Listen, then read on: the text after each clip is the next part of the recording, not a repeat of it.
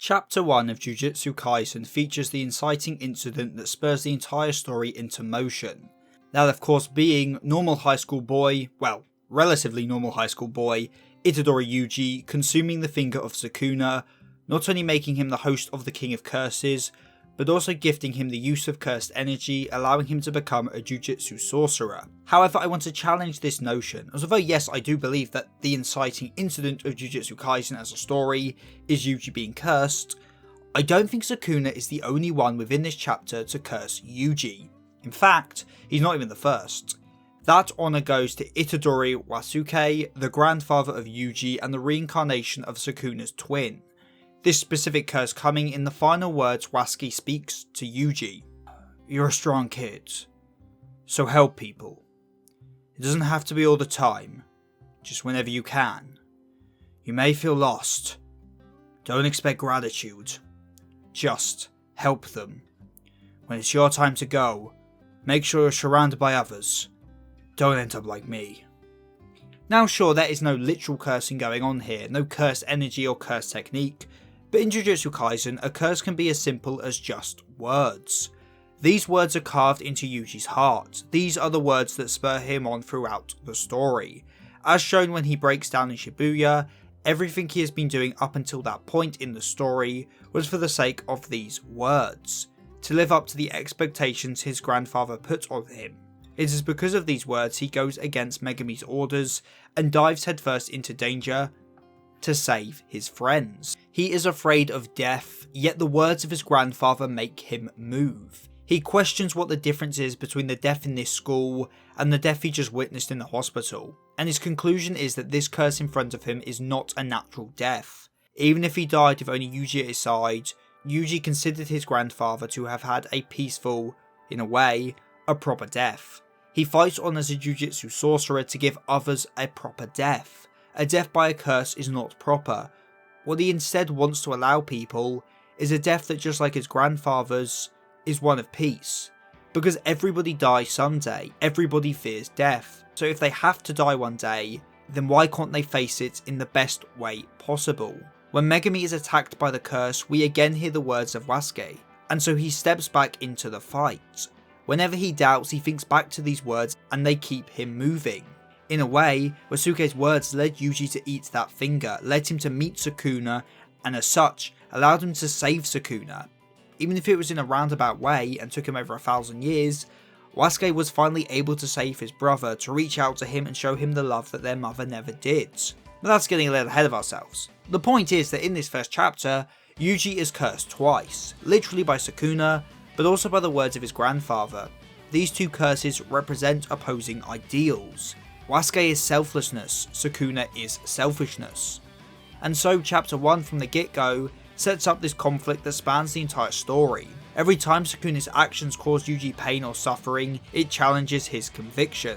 It makes him question if he can live up to his grandfather's words. Can Sukuna's selfish actions make Yuji's selfless actions seem worthless? That is what the story explores up until the end of the Culling Games. When Sukuna leaves Yuji's body, it then turns into a straightforward fight of ideals.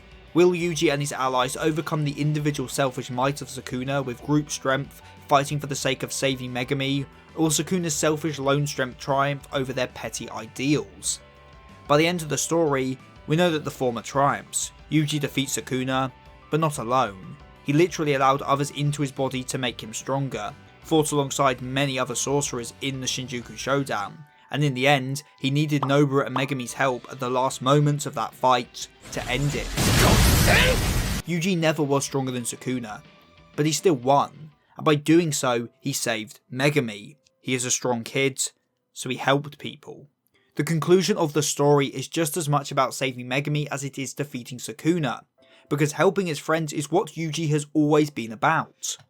Even Megami himself comes to this realization as he is stripped from Sukuna, saying he wants to try living for somebody else once more, because connection to others is what makes life worth living.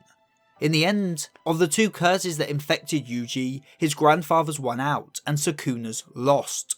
At the end of the day, JJK is a story about two people, about Yuji and Sukuna, of Yuji's ideals versus Sukuna's hedonistic existence. And so in a way, it can also be boiled down to a story about Wasuke and Sukuna, about two twins. One of the twins, in their selfish desire to survive, ate the other, went on to live a life that caused great suffering to many. The other twin passed on their ideals to another.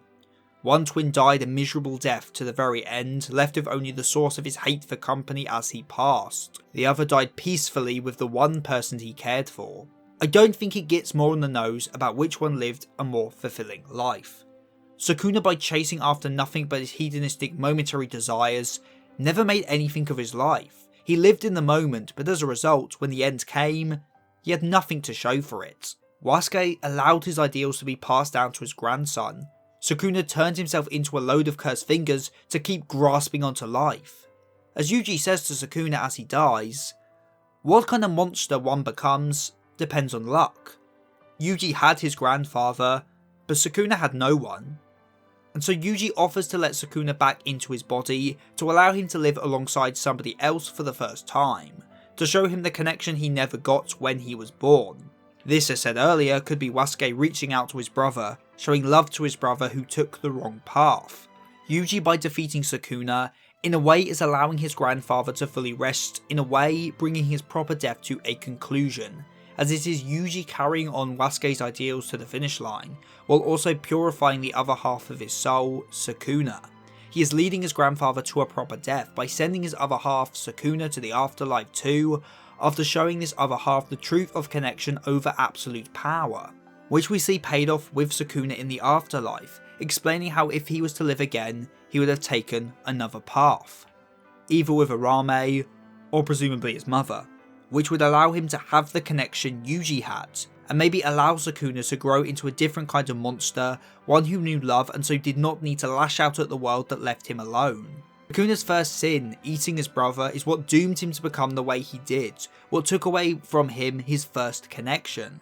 And so in that way, Yuji, after 1,000 years, carrying on the will of the reincarnated soul of Sukuna's brother, is like justice for this crime finally being delivered.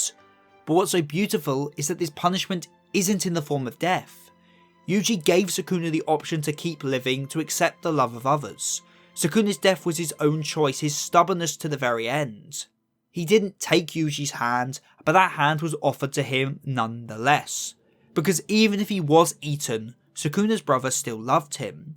Jujutsu Kaisen is a story about Yuji. It's not so much a quest for him to find himself, it's more a quest for him to test if he really is who he thinks he is.